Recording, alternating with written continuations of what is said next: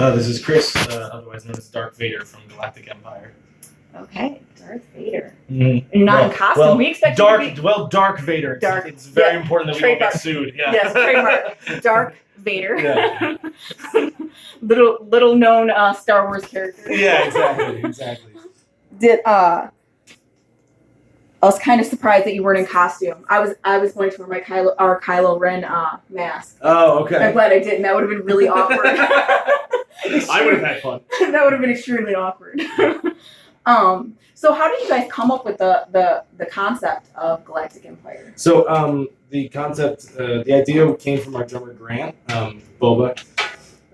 He did a drum video of himself. He wrote a drum arrangement to the Imperial March arrangement, the London Symphony Orchestra, and he played along to that and shot a video for it a number of years ago.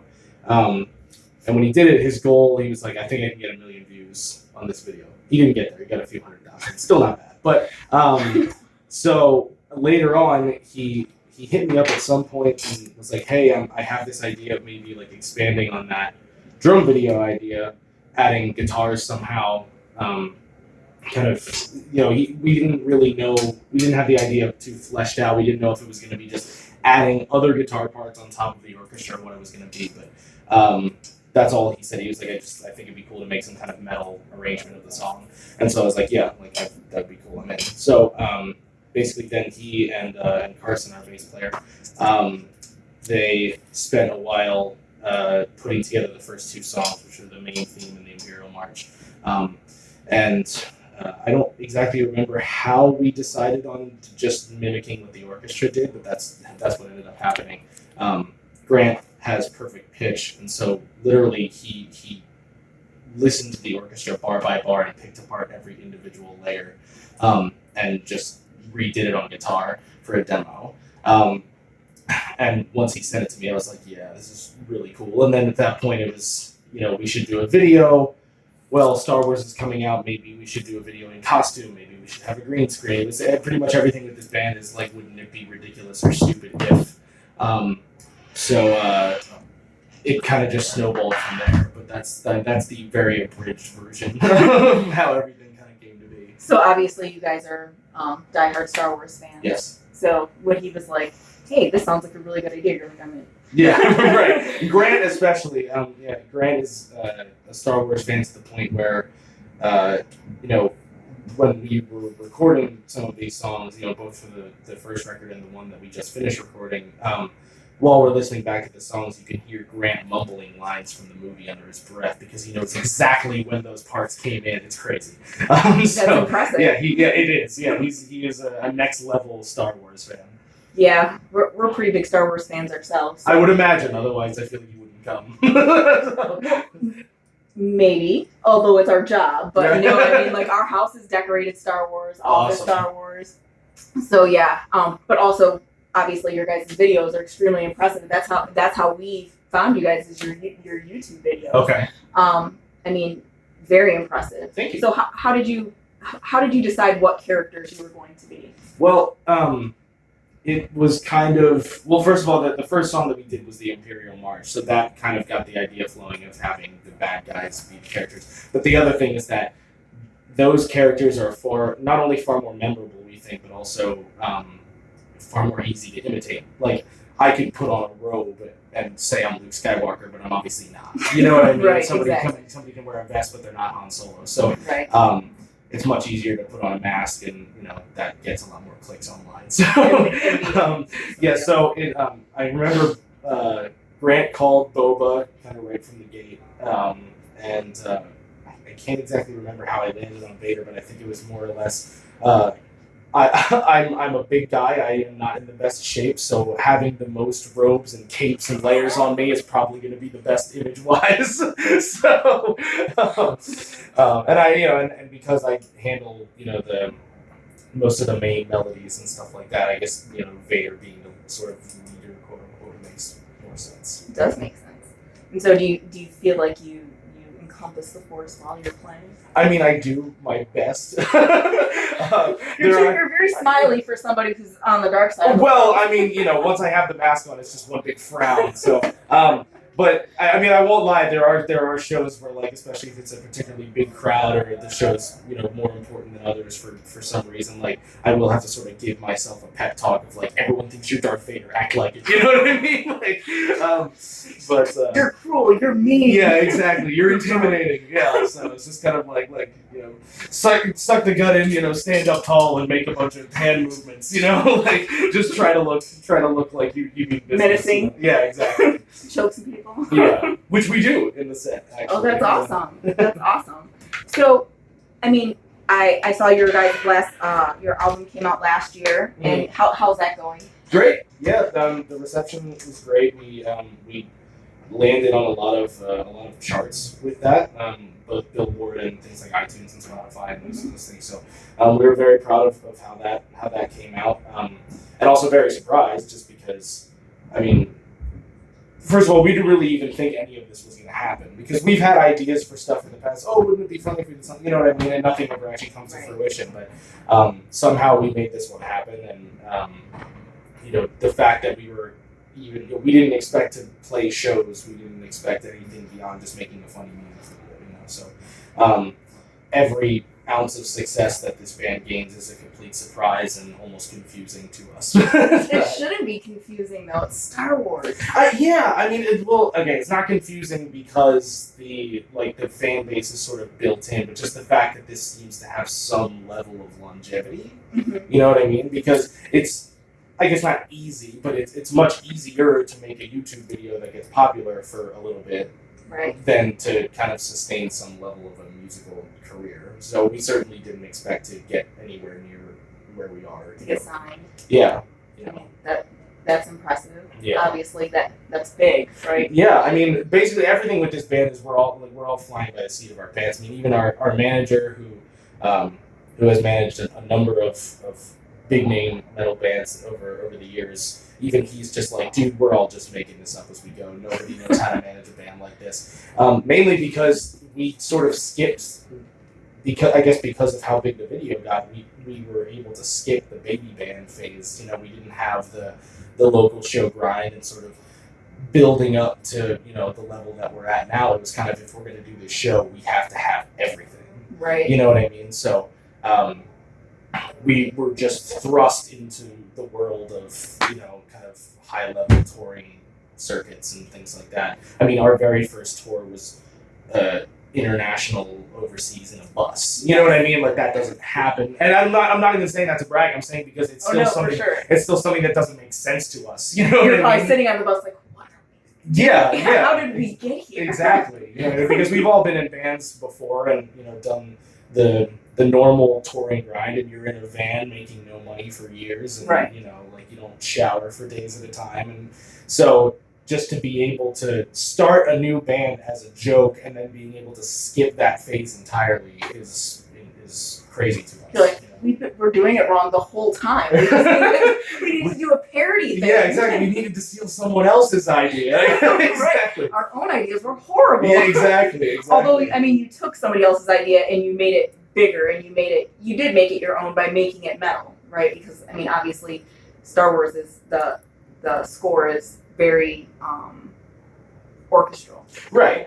And I will say that it's been the biggest challenge for us as musicians to do it too, because the mind of a classical composer is nothing like the mind of a rock or metal musician. Right. Rock and heavy metal, it's very most of the time it's very structured and sort of repetitive and things like that, whereas in this music nothing repeats. Like, right. If you hear something and you think it repeated, it might be in a different key, or two notes in the melody are different, or whatever. And so one of our guys called it the longest game of Simon when we were trying to learn this stuff. So it is, I will say that it is pretty daunting, when you're starting to try to learn that kind of music. If you haven't done that kind of stuff before, it was a lot more work than we had anticipated. Right. So what kind of band were you in prior to Galactic Empire? I was and am still in another band called Illustrium. It's a technical progressive death metal band that's based out of Philadelphia. Okay. I'm in that with our usual rhythm guitarist. His name is Mike. He's not on this tour with us, but he and I have run that band for a number of years, and it's just kind of we do what we can when we can at this point. Well, yeah, because this is kind of... This takes up a lot of time. this is big. Yeah, it's been kind of a nonstop blur for the last 2 years or so. Right, and I saw that you guys, this is date number 2 of this tour, and it's what, 22 dates? Yeah, we're out pretty much for an entire month with all the days off and stuff. Yeah, I saw that. That's a pretty good run. And then after that, I saw that you're at Download in Paris this year. Mm-hmm, Are you doing any other festivals? Yeah, so we've announced we're at Download Paris. That's the most recent one, actually. We announced Download Madrid as well. We're playing Grass Pop in Belgium. We're playing Tuska in Finland. We're playing something called the Impact Festival in Poland, which I don't know if I would totally classify as a festival because it's only 3 bands. It's us, Bullets for My Valentine, and Ozzy Osbourne in an arena in Poland. So it's a concert. Yeah, but I don't exactly know why they call it a festival, but I'm not complaining. Maybe they have a food truck. Maybe. Right. That show is probably the one that has me scratching my head the most. I mean, I'm super stoked to play it, and I know I'm gonna have crazy jitters when we get there, but I'm pretty sure it's like a 16,000 seat arena, and as far as I'm concerned, we have no business being there. No, that's awesome though. I mean, you're ready to live like rock star dream, in a costume too. So I mean, even like those jitters or that fear, you have a mask on. That's the good thing. As long as I don't let my hands shake too bad, no one can tell. Exactly. You know what I mean? Exactly. That's awesome. I mean, that's awesome. You're on all the European tour. Your first tour was Europe, right? And so it was the UK. Yeah. So how do you feel the European crowd is different than the US crowd? I think that like the best US crowd versus the best European crowd are pretty similar. It's just that I think a US crowd is probably more prone to like physical expression, like movement and stuff, whereas a European crowd, they don't do a whole lot of moving, at least for us, because we're doing kind of complex, weird sort of music. But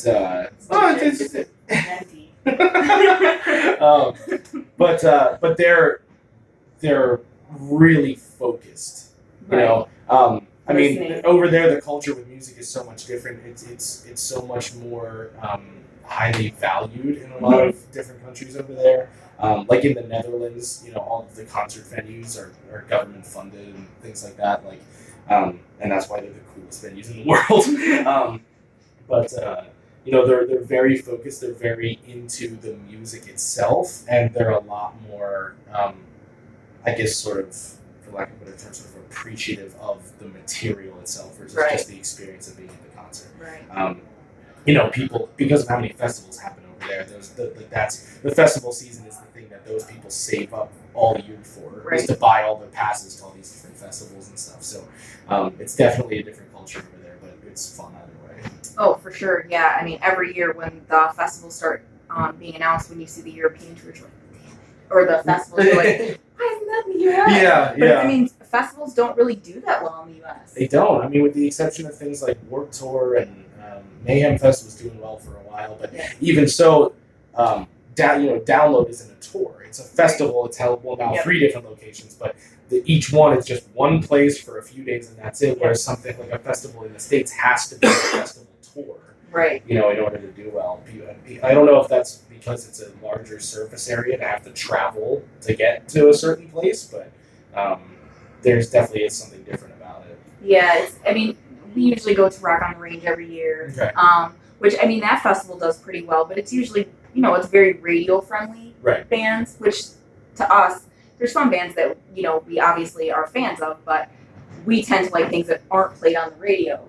So the festivals, when we go, we're like, okay, we want to see these 6 bands that are here over 3 days. Like 20, Whereas if you see the European, it seems like there's a pretty good mix of those big bands, but also bands that are, maybe not being played on the overplayed on the radio, and that that you're like, yes, I want to see them. So the U.S. is a little bit disappointing in that regard. Yeah, I can understand that. I mean, I think also in Europe, it's but like I said, with the seemingly higher focus on the material itself, I think there's just a higher value placed on more sort of obscure bands over there than it is here. And I think that sometimes promoters will take a chance on a more obscure band because they believe in them, as opposed to the U.S., which, I mean, we're a capitalist country, so they approach things from a capitalistic standpoint. Yes. You know what I mean? And I totally understand it. If I'm going to run a festival, I'm much more likely to hire Katy Perry than I am to hire a band like my death metal band at home. Right. Just because who's going to make you money? Exactly. You know what I mean? So I totally get it, but that's the thing. You want to draw people. You gotta at least in the States, if you're making a festival, you have to try to book the bands that sort of appeal to the largest amount of people for that, whereas Download, they seem to have a really good handle on getting the right amount of big bands, but their audience is also just people who are looking to hear new things. Exactly. You know what I mean? Which is awesome. Mm-hmm. I mean, when I was looking at the lineup for Download, the Paris one, I was like, wow, that's great. Like, I mean, these are bands that are larger, 100,000 like social media, likes or whatever, 100,000 or so, but so they're known, but they're not huge. Whereas that would be maybe one or two bands at a U.S. festival. Right. And so, I mean, that's great. I mean, it helps you guys gain new fans, mm-hmm. and it helps you share your art with new people as well. Right. So you see their excitement. Absolutely. So you said you guys just recorded another album? Yes. When's that coming out? Eventually. we finished it just before. Well, I think we finished the final mix note, or have we finished the final mix note? There was one note that we had to change like a couple days ago. One note? After, yeah. No, not one physical note. Oh, like one note. Mixed notes as in like writing a note is like this part has to change. Yeah. Okay. No, I was like no, a single it's note. not that. I mean, we are pretty nitpicky about it, but it wasn't that bad. Yeah. So, but the record is done finally. Grant and Carson produced that. They own and operate a recording studio called Atrium Audio. Okay. So they were kind of at the helm for that. And we're really excited about this one just because it's definitely a lot heavier than the first one, but it's also we had the opportunity of just kind of picking the songs that we thought were cool, because we covered all the super iconic ones on the first one. And so the other cool thing about being able to do that is, since they're more sort of obscure songs or lesser known songs, there is a sort of feel of originality to it. You know what I mean? Mm-hmm. It feels a little bit more like it's our music, if that makes sense. Yes. Because actually one of my questions is going to be like, what do you do next? You've covered all the iconic songs. What do you do next? Well, you take the lesser known songs and you kind of make them your own, and see if people buy into them the way they did the bigger ones. Right. That's and there's still a few big ones. Some of the more popular themes from The Force Awakens and some of the stuff that we missed from the prequels and the original trilogy and stuff. But yeah, there definitely are a lot of songs that I hadn't previously known about. You know what I mean? So, yeah. So I mean, it makes sense that they do exist based on their titles. You know what I mean? But it was one of those things where, whenever they would kind of show themselves in the movie, I was already just kind of focused on what was happening, and I wasn't paying attention to what was playing in the background. So, but yeah, very, very excited about how that turned out.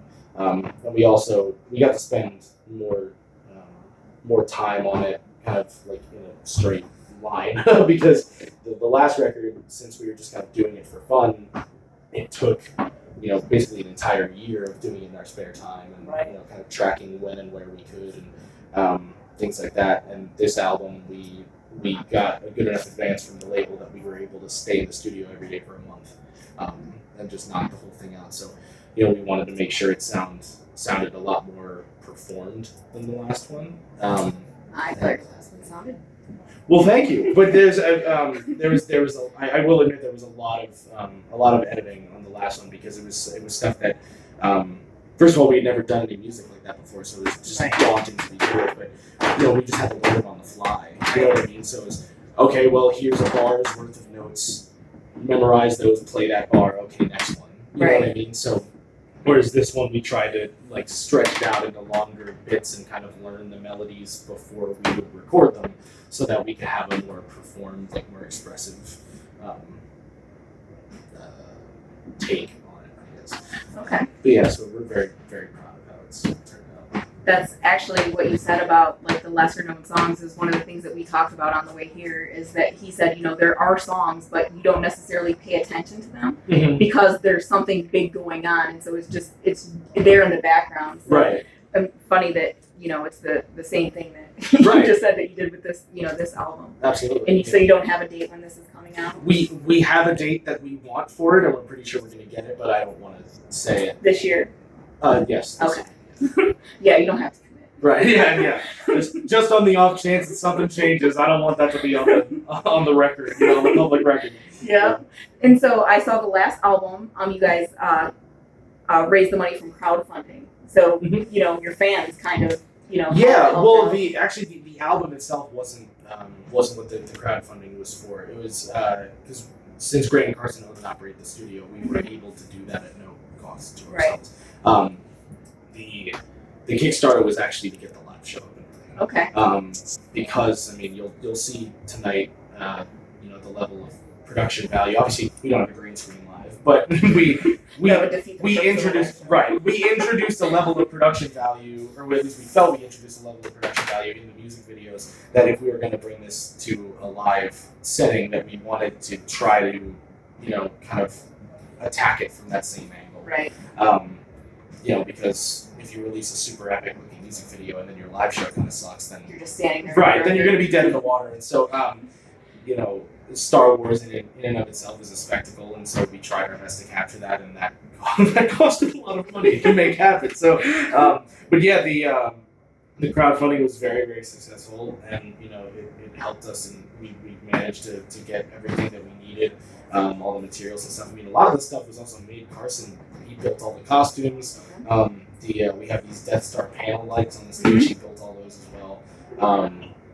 So you know, even though like you know, a lot of the money came from the Kickstarter, it wasn't just to buy costumes from somebody else. That like there's some of it was made. Yeah, there's a lot of, you know, there's still a very big DIY element to this band. Well, that's still very cool. So you still have like that cosplayer type thing, plus you have your music. So that's very cool. You might want some hints on costumes. Well, I know it drives him absolutely insane. So maybe you don't want to get into doing that. It drives him nuts. Yeah. Well, it's because, you know, especially before a tour, there's so much that you have to do to get, like, we planned 3 straight days of rehearsals. We ran through our set once in those 3 days because of all the stuff that had to be done. Right. You know, we had like photo shoots, and Carson had to make a bunch of changes to the costumes, and now we have, we call him Kyle Ren in the band. So that new helmet had to be made, and you know what I mean? So just the costumes are always kind of that thing that's just lurking in the background of like, don't forget, you have to redo this stuff. Like, so I know that they are often the bane of his existence, but we applaud him for being able to get that work done in such a timely fashion. Well, we're very excited to see the costumes. I mean, because obviously we've seen the videos, but I mean, some of those are older videos. So yeah, we use the movie accurate costumes in the music videos because we don't collect any revenue from them. We don't monetize, at least I don't think we monetize. We don't see any money from those, even if any royalties were collected. I mean, because we have the mechanical licenses for the music, they would go to John Williams anyway. So, but we know that Disney is very protective of their intellectual property, and we're not trying to ruffle any feathers. So, but live, because we do receive payment to play the shows and stuff, we have altered costumes and things like that. And also, I mean, we would have had, even if Disney was like, yeah, sure, you do whatever you want, we would have had to alter the costumes anyway, because those real costumes are the worst thing ever. They're not the official movie accurate ones. They're like the highest level you can get to before you're spending thousands of dollars. You know? So like the Vader costume was like $700 or something like that. But it's basically an expensive Halloween costume. You're meant to wear it one night for a few hours in October outside, carrying a bucket of candy. Yeah, exactly. Whereas you know, we wear them, you know, for 8 hours straight shooting a music video, and they fall apart. They're hot. They're extremely heavy. You can't see. You can't move. Like, and you need to be able to play guitar, drums. So we would have had to redo a lot of stuff, regardless. So, you know, it's it helps keep us safe, but it also helps us actually perform. You know? Exactly. Well, I don't know. It was very nice talking to you. Yeah, you as well. I'm very excited. What time do you guys go on tonight? 8:45. 8:45. Is there? Do you guys have a band before you? I think there's a local support that's playing. Okay. Yeah. And then Mac Sabbath is after you guys. Yes. Okay. Actually, I have one more question. So I've never seen Mac Sabbath. Like, how yesterday was your guys' first show with them, right? Right. Yesterday. Yeah. How was that? They're hilarious. They're amazing. This is the best lineup that we could have imagined for a tour, just because it's two bands who know how overly ridiculous they are, and they don't take anything too seriously, and everyone's just doing it to have fun, you know. So they put on a great show, and you know the stuff that they do is hilarious, and they're certainly the most personable people that we've ever had the pleasure of touring with so far. So. Right. So, or Ronald Oswald or whatever. Yes, he goes by, you know, whatever his name is. Yeah. But yeah, they put on a great show, and the crowd loves them, and I think you know, I think this tour is going to do well, and you know, the shows are doing well so far just because even if nobody's ever heard of either band, they walk by and they see the tour flyer, they're like, I have no idea what that is, but I'm pretty sure I have to go. I You know? I need to see what that is. Right, exactly. I mean, well, yeah, you're kind of crossing, you know, you have kind of your nerd crowd, but you also then have your heavy metal crowd. Right. And I mean, this is a really good venue, too. So, I mean, and actually, there were people lining up when we were coming in. There were already people in line. So Awesome. I think it's going to be a really good show. I certainly hope so. Yeah. It was very nice talking to you. Yeah, you as well. And we'll see you guys in, like, what, an hour? Something like that. Yep, about an hour. Very excited. Thank you guys. Thank you.